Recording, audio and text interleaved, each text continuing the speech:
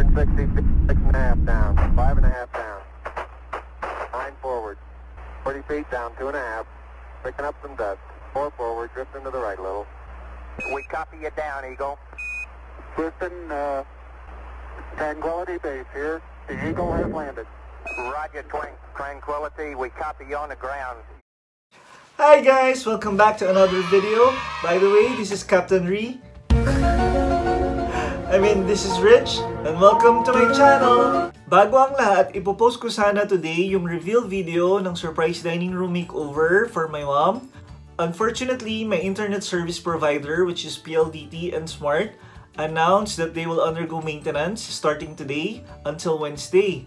So I was like thinking, di ko sure kung mawawalan ba ng internet or what. So pinospone ko na lang yung pag-post ng reveal video, and it will be shown on October 1, which is Thursday. So I hope you'll look forward to it and join me again on Thursday. Anyway, for today's video, we're going to do a Moon Cactus 101. So if you like this kind of cactus, then join me as I share how to take care of your moon cactus, especially for beginners. Let's go!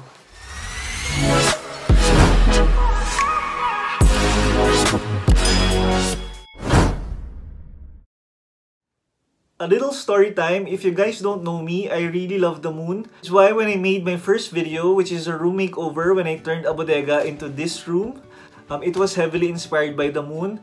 And over the years, I've been collecting stuff that is inspired by the moon, just like this limited edition G-Shock watch by MrRich Ph, which got the lunar bonsai print. Or even this moon lamp. So, nung nagsimula ako mag-collect ng cactus, my mom told me that there is a moon cactus. At medyo nagpaparinig siya na gusto niya yung pink moon cactus.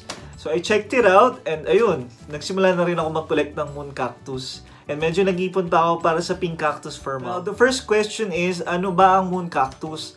Actually, ang moon cactus ay type ng cactus na nagmula sa South America. Wow, nag-research!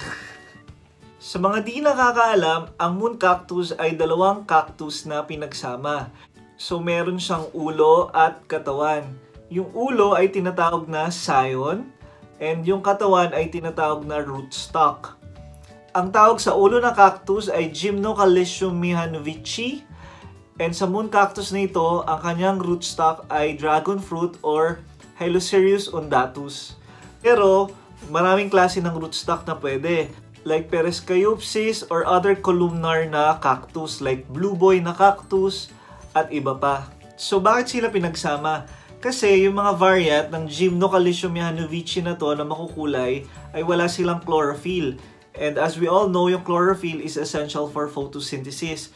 So kaya sinasama sila sa mga rootstock na usually ay green at mahaba dahil sila yung nagsusupply ng nutrient doon sa ulo na cactus. So, it's really like a parasitic relationship. Parang kayo ng jowa mo.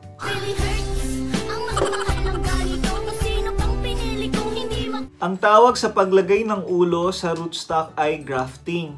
If you're interested how to graft a moon cactus, I'll do a separate video for that. Madali lang bang alagaan ang moon cactus? Actually, the answer is yes.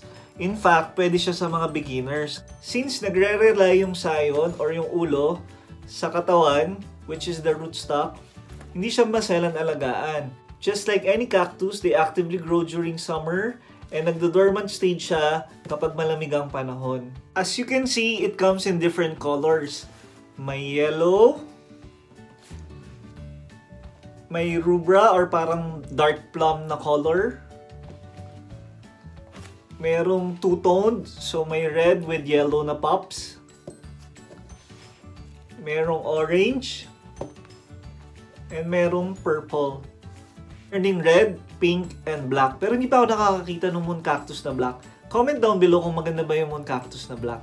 And for those who are curious if they can take care of them indoors, yes, you can grow them indoors, but at least try to give them 3 to 5 hours of sunlight a day.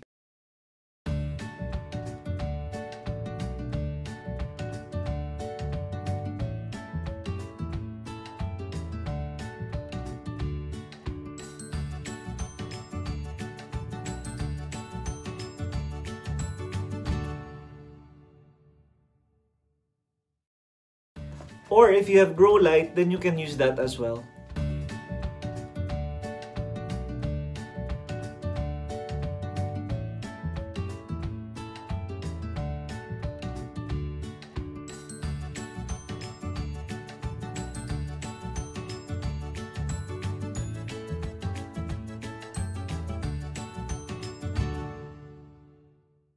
Sa pagdilig sa kanila, kailangan mo lang silang diligan at least once a week kapag summer, at kapag malamig naman ang panahon or rainy season, kahit every other week.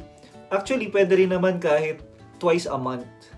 If you are wondering kung pwedeng tanggalin yung ulo at idiretso na lang siya sa lupa, actually, itong mga darker na variants, pwede mo siyang idiretso na lang sa lupa at magkaroon ng ugat. In fact, meron akong Gymnocalcium Mrrichph Black that looks similar like this. And then, ayun, meron din mga variant na Gymnocalcium Green, Gymnocalcium Mrrichph Green. And meron din akong paparating na Agua Dulce. Bakit pwede siyang idiretso sa lupa? Kasi darker siya, so it can attract light, so it can survive on its own. And they also say na kapag naka-graft ang isang cactus, mas madali siyang magkaroon ng pops, like this. So I think I'll try to graft some common cactus para makita natin kung talaga mas madali siyang magkaroon ng pops. At sa mga nagtatanong kung nagkakaroon ba ng bulaklak ang mga moon cactus, the answer is yes. Ang mga Gymnocalcium na cactus ay nagbo-bloom or nagkakaroon ng bulaklak. I think this one is flowering age and I'm not sure kung tutubuan siya ng pop or ng bulaklak. Nakita niyo ba yun?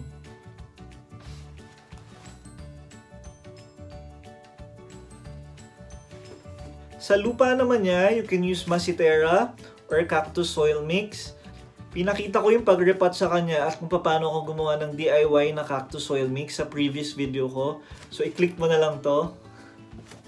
Sa pagtanggal naman ng mga pops like this, I'll just do that on another video when I do the grafting. If there's only one thing you remember from me, child, when you're out on your own, a million miles from home, feeling the weight of the world on your shoulders. Child, don't forget who you are, don't lose your head or your heart. I'll bet my life on your stars, you'll be dancing, dancing on the moon. I'll bet my... I hope you enjoyed this video. Please stay safe. And if you're given a choice, always choose to be happy. Thank you guys for watching.